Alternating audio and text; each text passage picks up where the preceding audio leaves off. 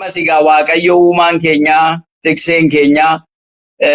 waaqni waaqotaa, gooftaan gooftotaa, uumaa hundaa kan ta'e, hundaa ol kan ta'e, jilgundumtuu kan isaaf sagaduu fi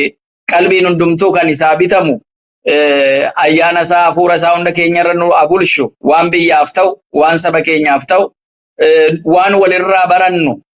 haqa waaqayyoo, seera namaas, seera waaqayyoo seegnee dogongorarraa of eegnee ummata keenyaaf biyya keenyaaf waan ta'u afaan keenya arraba keenyarra kaa'ee immoo akka waliin mari'annee rakkoo hawaasa keenyaa hiikkannu waaqayyo nu dandeessisu saboota keenya bakka adda addaa jiranu biyya Saawudii keessas rakkina keessa jiranu hidhaama keessa jiranus waaqayyo hidhaadhaan nuuf hiiku jara murtiin du'aatti murteessamee seenaa isaanii jijjiiree waaqayyo immoo salphisee fi jarris waaqa akka galateeffanu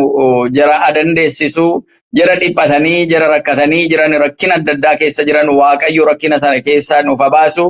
biyya keenya immoo biyya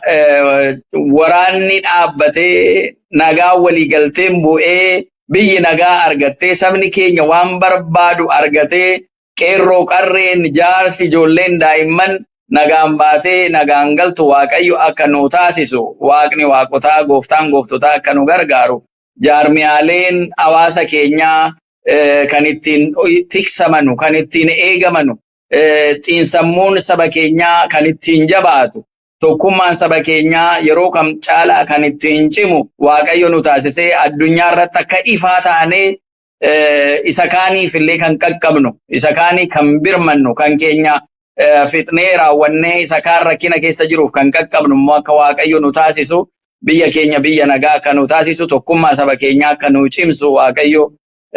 marii keenyas kan hundumtuu irraa hubatu akka nu taasisu fedhii waaqayyo nuuf ta'u